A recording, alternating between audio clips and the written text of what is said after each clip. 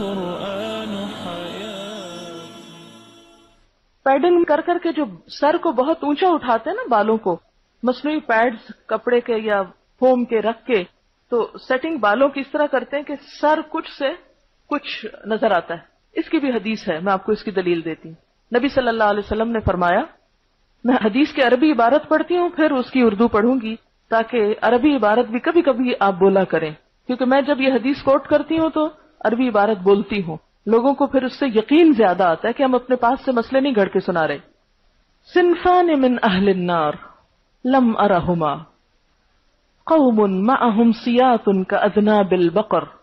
ایسے لوگ کہ جن کے ساتھ گائے کی دم کی طرح کوڑے ہوں گے، وہ لوگوں پہ برسائیں گے. یہ مردوں کے بارے میں ظالم حکمران.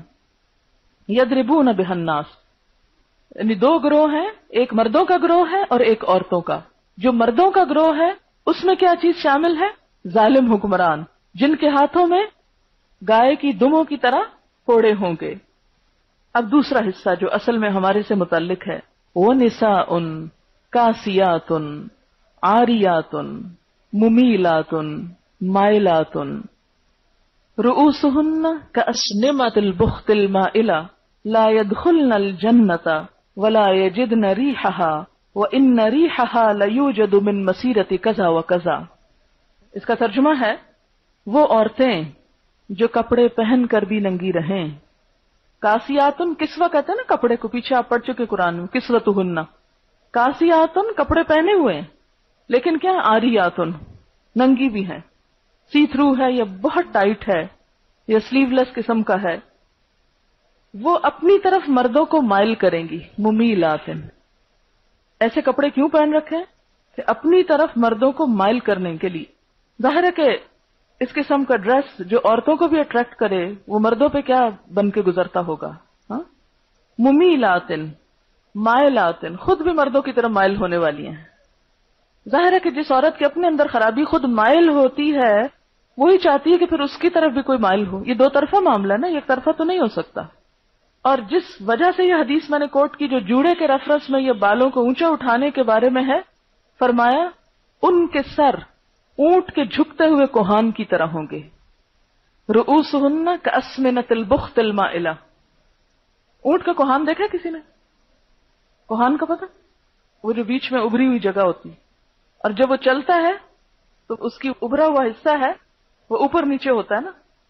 تو اسی طرح اگر سر کے بالوں کو بہت اونچا اٹھا کے بنایا جائے تو چال میں خاص طور پر وہ بہت نمایاں ہونے لگتا ہے جیسے اونٹ کا کوہان ہو.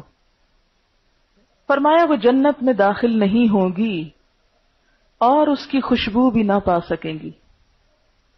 جنت میں داخل نہ ہو سکیں گی اور اس کی خوشبو بھی نہ پا سکیں گی، حالانکہ اس کی خوشبو دور دور تک پھیلی ہوئی ہوگی.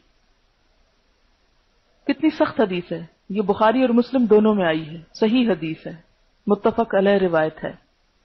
اب اس سے کیا پتہ چلتا ہے کہ کوہان کی طرح سر کو اونچا کرنا تو درست نہیں، بال باندھنا درست ہے. جوڑے کے اندر پیڈنگ مت کریں، یعنی چند بال ہیں اور ان کے اندر پیڈ رکھ رکھ کے ان کو اتنا بڑا کیا کہ اصل سر سے بھی بڑا وہ نظر آ رہا ہے. اس لیے علماء کا خیال یہ ہے کہ اگر عورت کو اپنے بال سمیٹنے بھی ہوں تو سر سے پیچھے الگ نظر نہ آئے، یعنی سر کا ایک حصہ ہی معلوم ہو، یعنی کوہان نہ بنے. کوہان بنے بغیر سر کا ایک حصہ ہو. یعنی اگر یہ سیدھے کا سیدھا بنا لیا جائے پیچھے، کہ جیسے آپ نماز میں بھی کھڑے ہیں تو وہ پیچھے والے لیول پہ آ رہا ہے بندھے ہوئے بال، تو اس میں تو حرج نہیں. لیکن اگر وہ اٹھ کے اوپر ایک الگ چیز واضح نمایاں نظر آ رہی ہے تو یہ ناپسندیدہ ہے. جوڑا بنایا جائے اور وہ بہت بڑا ہو جائے اور بال لمبے اور گھنے ہونے کی وجہ سے بیک وقت سائڈ سے سر کو ڈھانپ لے تو کیا یہ جائز ہے؟ ہاں، اگر اپنے ہی بال ہیں تو ٹھیک ہے، کوئی حرج نہیں. بالوں کے جوڑے بنے ہوئے ہوتے ہیں، کیا وہ لگا سکتے ہیں جبکہ پتہ چل رہا تھا کہ جوڑا لگا ہوا ہے؟ نہیں، ان نیچرل کوئی ایکسٹرا غیر فطری چیز آپ نہیں لگائیں گے. ایک ہیئر کلپ ملتا ہے جو چٹکی کی طرح ہوتا ہے، اس سے پچھلے بالوں کو ٹرن کر کے لگاتے ہیں جس سے بالوں کی ٹپس سر کے لیول پہ آ جاتی ہیں. اس کے بارے میں کوئی حرج نہیں، ٹھیک ہے، وہ پتہ چل رہا ہے کہ کلپ لگا ہوا ہے. میں اپنے ہی بالوں کو اس طرح بنا لیتی ہوں کہ یوں لگتا ہے کہ فارم لگایا ہوا لیکن لگایا نہیں ہوتا، یہ میرے اپنے ہی بال ہوتے ہیں. کیا یہ غلط ہے؟ نہیں، یہ غلط نہیں ہے. اپنے ہی بالوں کو اگر آپ سجا لیتی ہیں تو کوئی حرج نہیں. اچھا، اسی طرح شاید کچھ کریمز ہوتی ہیں جو بہت بالوں کو کھڑا رکھتی ہیں، جیل ہوتے ہیں جیسے. ایک نارمل حد تک تو ذرا سا آپ آگے سے سیٹ کر لیں تو ایسی کوئی بات نہیں، لیکن جہاں بہت مصنوعی تاثر آنے لگ جائے وہ بات غلط ہے. اچھا، ان کا نقصان پتہ کیا ہوا؟ پرمنگ اور یہ اوپر کرنے کا اور بیک کامنگ کا، کہ ہم نے دوپٹہ اتار دیا. پہلے گھر میں اتارا، پھر اس کے بعد پارٹیز میں اتارا، پھر نکل کے سڑک پہ بھی اتار دیا. کہ جب بہت زیادہ آپ ان کے اوپر محنت کر کے آئے ہیں، اتنا پیسہ لگا کے آئے ہیں، اتنے ہزار سے آپ سجے ہیں، اب آپ اس کو ڈھانکے کیوں؟ اکثر لوگ کہتے ہیں جب سے اسکارف لیا بال خراب ہو گئے. میں سوچتی ہوں کہ خراب ہونے کا مطلب کیا ہے؟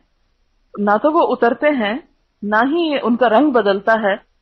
بعض اوقات یعنی ایک لٹ کسی رنگ کی ہے تو دوسری کچھ اور ہے، آگے کے کچھ ہیں، پیچھے کے کچھ، رنگ برنگے جنگل اگایا ہوا ہوتا ہے. تو یہ چیز بھی ایک ان نیچرل چیز کی طرف اور وقت کے ضائع کرنے کی طرف لے جاتی. اسٹریٹ بال ہیں تو ان کے اندر اتنے کرل لے آتے ہیں، اس پر آپ دیکھیں پیسے کتنے لگتے ہیں.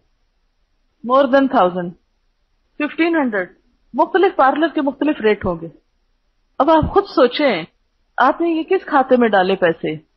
آپ کو معلوم ہے کہ حشر سے انسان کے قدم ہل نہ سکیں گے میدان حشر سے جب تک 4 باتوں کا جواب نہ دے دے. جوانی کس کام میں گزاری، زندگی کس کام میں گزاری، اور مال کہاں سے کہاں لگایا، پرمنگ میں یا اسٹریکنگ میں یا ان چیزوں میں. زینت، صفائی ستھرائی، سجنا، سجاوٹ، اس میں بھی اعتدال کے ساتھ اسے اختیار کرنے کی ضرورت ہے، اور یہ بھی عبادت ہے. اور خصوصاً ایک عورت کے لیے، جیسے کل بھی شاید بات ہوئی تھی کہ اپنے شوہر کے لیے زیب و زینت کرنا یا عبادت کے موقع پر، تو یہ جو ہے عبادت ہے، اور لوگ اس کو دینداری کے خلاف سمجھتے ہیں.